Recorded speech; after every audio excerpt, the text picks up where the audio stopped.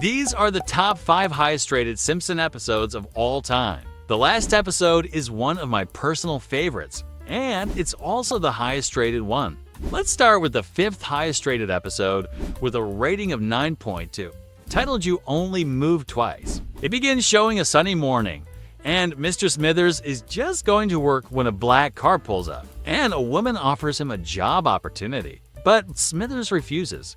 After spending time at the plant, Homer is approached by the same woman offering him a position at Globex Corporation. Unlike Smithers, who turned down the offer, Homer accepts it, and the family decides to relocate to Cypress Creek. Upon arrival, Homer meets his new boss, Hank Scorpio, who appears friendly but is secretly dangerous. Scorpio quickly becomes a significant figure in Homer's life, showing a personal interest in him and his goals. Homer's new job is exactly what he wanted: an easy, low-stress position where he can relax without much effort. He's comfortable in this laid-back role, and despite the relaxed approach, he still manages to succeed in the new environment. After settling into their new home, the self-sufficient nature of the house quickly becomes apparent. Plants water themselves, and the house practically cleans itself, leaving Marge with very little to do. She's unimpressed by how quickly her usual responsibilities disappear. With so much free time, she spends her days sipping wine and searching for ways to stay busy. Meanwhile, Bart faces his own challenges adjusting to their new environment. Even at his new school, they've pretty much put him in a remedial type class because he still hasn't learned cursive or fraction. In other words, he has misfit students surrounding him, all of whom don't make him feel any better, and some make him feel worse. Lisa, however, does become allergic to anything from Cypress Creek as the more there are of the plants. Meanwhile, Homer is so caught up in his carefree, comfortable job that he fails to see the bigger picture. His family's struggles don't register, and he's completely unaware that his new boss, Hank Scorpio, might be a criminal mastermind plotting global domination. Focused on enjoying his easy role, Homer remains blind to the shady operations hiding beneath the surface of Scorpio's Globex Corporation. Despite their close relationship, Scorpio is genuinely curious about Homer's dreams and aspirations. Meanwhile, Homer's family, having moved to Cypress Creek, starts to feel the weight of change. Their new home lacks the warmth of familiarity, and they soon realize they're too homesick to settle in, longing for the comfort of their old life. Faced with the difficult decision of sacrificing his dream job for his family, Homer approaches Scorpio. As the situation gets intense, like something out of a James Bond movie, Homer arrives at Scorpio's fortress just as government forces launch an attack. In the middle of all the chaos, Homer tells Hank about his choice to prioritize his family. With a heavy heart, he leaves, deciding to give up the job for the sake of his loved ones. When the Simpsons return to Springfield, they find a newspaper on their doorstep announcing that Hank Scorpio has taken control of the East Coast. Homer then spots a letter sent by Hank that reads, "It's not the Dallas Cowboys, but it's a start." Homer had always dreamed of owning the Dallas Cowboys, a team he had admired for a long time. However, instead of the Cowboys, Scorpio gives him the Denver Broncos, a team Homer never really cared about. Feeling a little disappointed, Homer watches the Broncos, a poor football team, practicing on his front lawn. Poor Homer. On number 4, we have the episode called Who Shot Mr. Burns? Part 1, with the same rating as the previous one, 9.2. The episode begins showing a regular school week. Principal Seymour Skinner arrives at Springfield Elementary and discovers that Super Dude, the 4th grade gerbil, has died. He assigns groundskeeper Willie the job of burying the gerbil. During the process of digging the burial spot, Willie strikes oil, which leads to an explosion that causes significant damage to the school.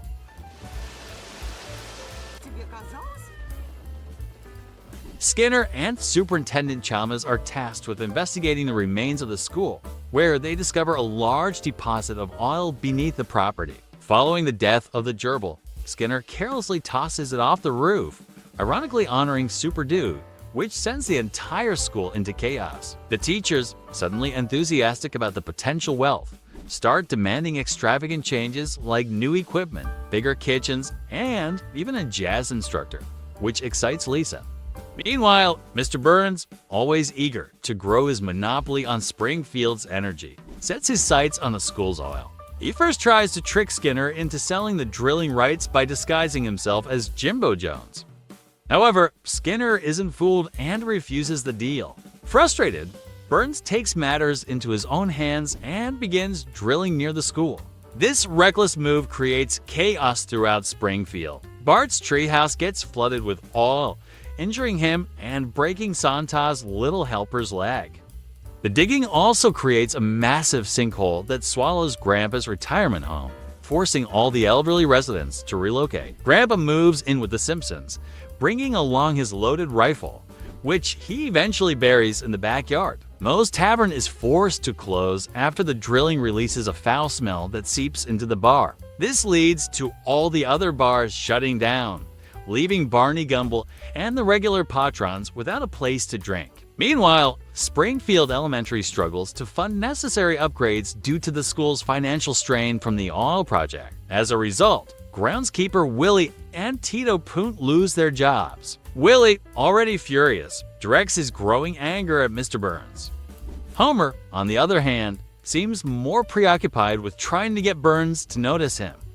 He sends Burns a family portrait and a box of chocolates, but Burns completely ignores these gestures. Frustrated, Homer reaches his breaking point. He storms into Burns' office and spray paints the words "I'm Homer Simpson" on the wall in large, bold letters. Even then, Burns remains clueless and asks who Homer is. Furious, Homer shakes Burns and yells his name repeatedly, but Burns still doesn't recognize him. Instead, Burns calmly orders security to remove Homer, leaving Homer vowing revenge as he's dragged out of the office. Smithers, frustrated by Mr. Burns' increasingly ruthless behavior, remarks that it's typical for Burns to eliminate anyone he perceives as a threat, even if they pose no real danger. Meanwhile, Burns reveals his newest plan: to block out the sun with a massive disc, forcing Springfield to rely solely on his power plant for electricity. Smithers objects, warning of the environmental damage this would cause, but Burns dismisses his concerns and fires him without hesitation.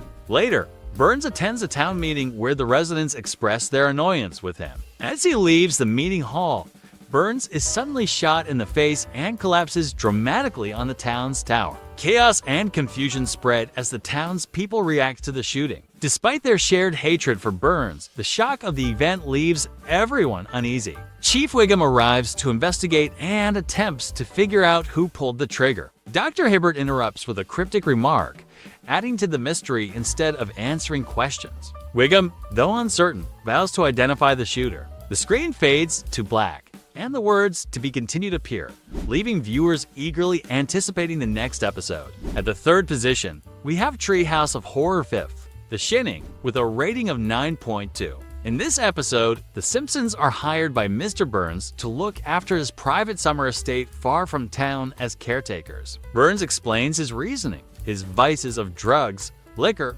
and greed have become too overwhelming in the city. Homer and his family head to the estate, but halfway there, Homer insists on going back to ensure the doors at home are locked. On the way again, Lisa realizes they forgot to bring Grandpa, but Homer, annoyed, simply drives on without turning back. When the family arrives, Mr. Burns greets them and gives them a tour of the massive estate. He explains its dark and eerie history, which includes witch burnings, bizarre rituals, and an overabundance of John Denver Christmas specials. The estate was also built over an ancient Indian burial ground, a fact that unsettles Homer until Burns dismisses it as just another quirky feature of the house. As part of the tour, Burns points out the house's peculiarities, including an elevator that sometimes spills blood onto the floor. He brushes it off with a dry remark.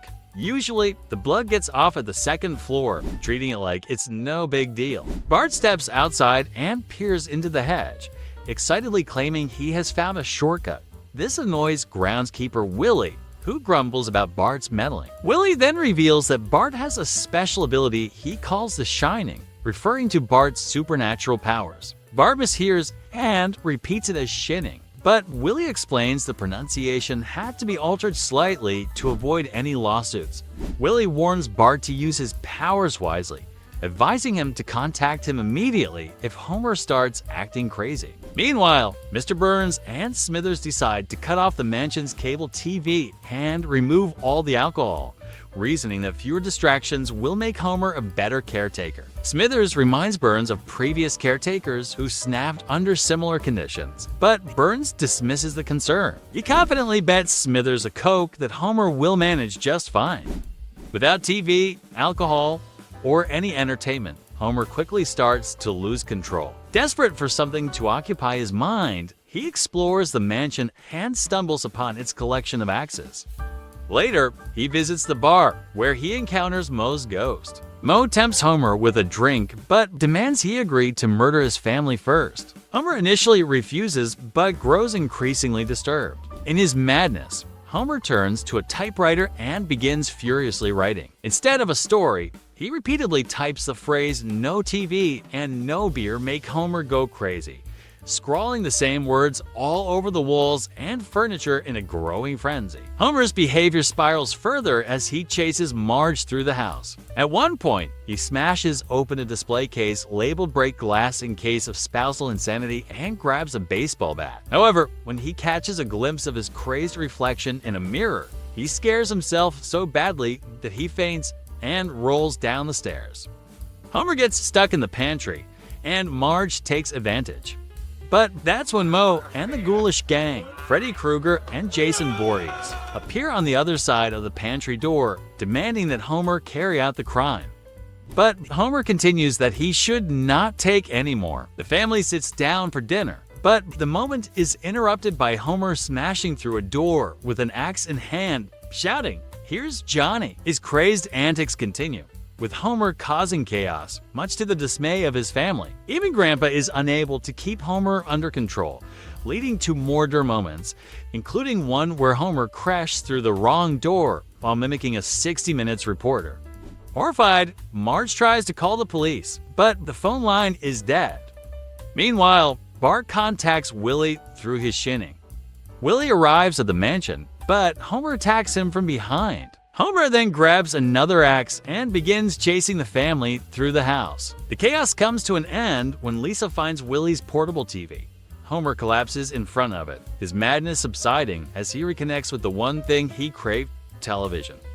With his sanity restored, Homer and the family sit down to watch Kent Brockman on the news. However, their peaceful moment doesn't last. The family is stuck in front of the TV, watching without end. The situation takes a turn when Homer refuses to change the channel during the Tony Awards. As the theme music plays, they all scream in terror, and Homer says, "Urge to kill," rising. Let's move on to the second highest rated episode with a rating of 9.2, titled Cape Feare. The episode begins with Bart and Lisa getting their mail while watching the late-night and funny comedy show Under Late with McBain. Lisa receives a letter from her friend, Anya, who talks about life under the dictatorship of General Kroll. Lisa becomes concerned about her friend's safety. Meanwhile, Bart's letter contains death threats written in blood, making him even more anxious. He tries to brush it off, but the letters keep coming. One of them says, "I kill you, scum," which turns out to be a prank from Homer, who had written "wide load" on his back end. As Bob returns, Bart's stress levels skyrocket. During a hearing, the blue-haired lawyer tries to get Bob released from prison. Selma shares her experience of Bob attempting to murder her during their honeymoon, but Bob's lawyer defends him, asking the board if they had ever wanted to kill Selma. To everyone's surprise, multiple people raise their hands, including Patty, Selma's sister. The parole board is worried about Bob's tattoos, one showing Bart with a broken neck and another saying "Die Bart Die" on his chest. However, Bob defends himself by claiming that the phrase is actually German for the Bart thing. His explanation somehow convinces the parole board, and he is granted parole. To change their moods, the Simpsons visit the Aztec Theater in Springfield,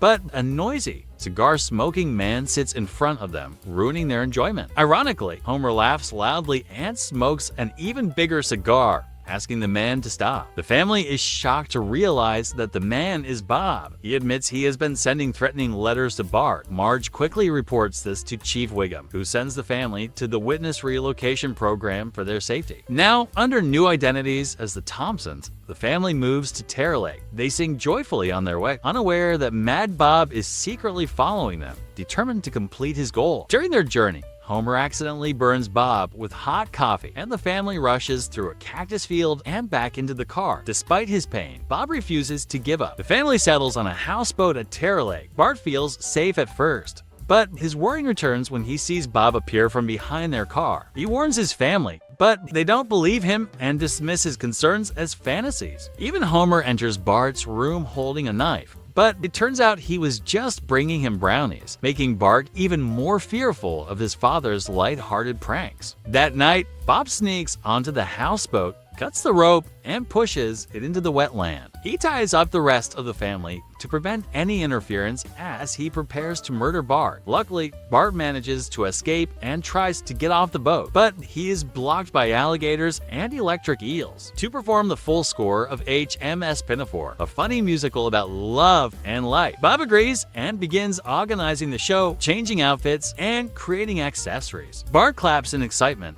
continuing the performance until Bob loses his balance when the houseboat collides with a rock. This gives Bart the chance to escape, and the police arrive just in time to arrest Bob. With Bob back in prison, the Simpsons return home to Springfield, relieved that he is no longer a threat. However, their troubles aren't over. Upon arriving, they find that Grandpa has transformed into a woman because he was locked out of the house and couldn't take his medications. The family is speechless. But just then, Jasper Beardley appears and invites Grandpa out on a date to visit Steve and Edie. Grandpa agrees, adding another twist to the episode. And with that, the story of Cape Fear comes to an end. Now it's time for the highest rated Simpsons episode with an amazing 9.3 rating. It's called Homer's Enemy. The episode starts with a news report about Frank Grimes, an orphan who went through many tough times but worked hard and educated himself to get a job. Mr. Burns sees the report and tells Smithers to hire Grimes as executive vice president at the nuclear plant. The next day,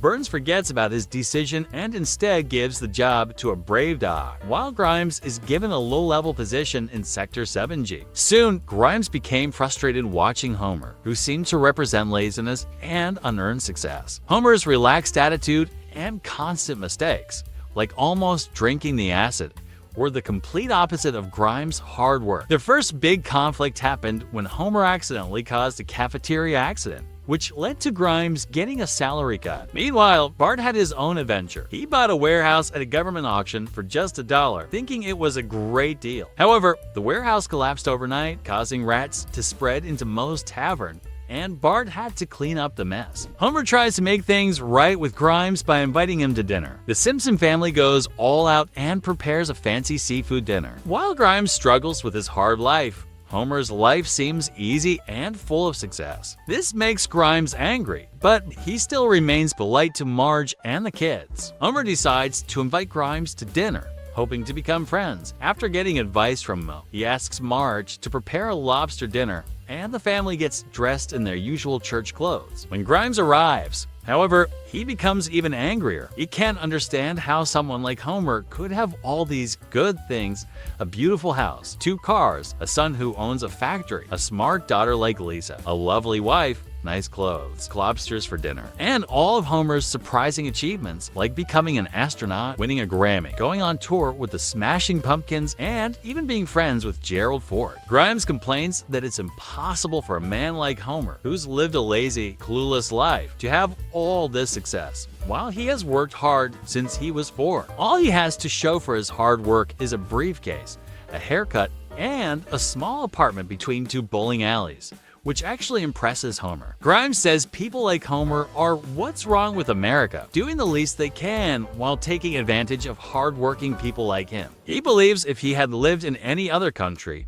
he would have starved by now. After this rant, Grimes leaves, but he tells Marge and the kids that it was nice meeting them. The next day, Homer doesn't want to go to work because Grimes will be there. Marge reassures him, saying that Grimes doesn't hate him, but is frustrated because his life has always been tough, while Homer's has been easy. She suggests that if Homer tried to act more professionally, Grimes might be less angry. Homer tries to follow her advice and act more serious at work, but Grimes still isn't impressed. During their break, Grimes tells Lenny and Carl that Homer is incompetent, pointing out how accidents and problems have increased every year since Homer got his job. Yet, he's never been disciplined or fired. Lenny and Carl understand, but still defend Homer, saying everyone makes mistakes and that, despite his flaws, Homer is a good person. Frustrated, Grimes wishes he could show Lenny and Carl that Homer acts like a 6-year-old. To do this, he tricks Homer into entering a design-your-own power plant contest for kids. Grimes hides the fact that it's for children, and Homer enters the contest, thinking it's a way to prove his professionalism, not realizing that Grimes is setting him up for humiliation. At the contest, Homer's diorama is a simple version of the plant, but with fins to reduce wind resistance and a racing strike. To Grimes' shock, Mr. Burns is impressed by Homer's creation and awards him first prize. This beats Ralph Wiggum, whose model was a Malibu Stacy dream house, and Martin Prince, whose futuristic model was actually powering the auditorium. To make matters worse for Grimes, Homer gets a standing ovation. Grimes, who is furious and upset, calls the plant insane and has a breakdown. He starts running around, acting like Homer, copying his habits like eating Nestle, leaving the toilet seat dirty, and going back to work without washing his hands. Grimes then rushes to Homer's office and grabs a high-voltage cable. He says he doesn't need gloves because he's Homer Simpson, but when he touches the cable, he is electrocuted and dies. At Grimes' funeral, Homer falls asleep and talks in his dream, telling Marge to change the TV channel. This makes everyone, including Reverend Lovejoy, laugh as Grimes' coffin is lowered into the ground. This episode is actually one of my favorites. It teaches us that jealousy can hurt us, while being kind and decent is what really matters in the end. Thank you for watching. A big shout out to those who stayed until the very end. Your support means a lot. If you enjoyed the video, please consider subscribing to our channel and giving it a thumbs up.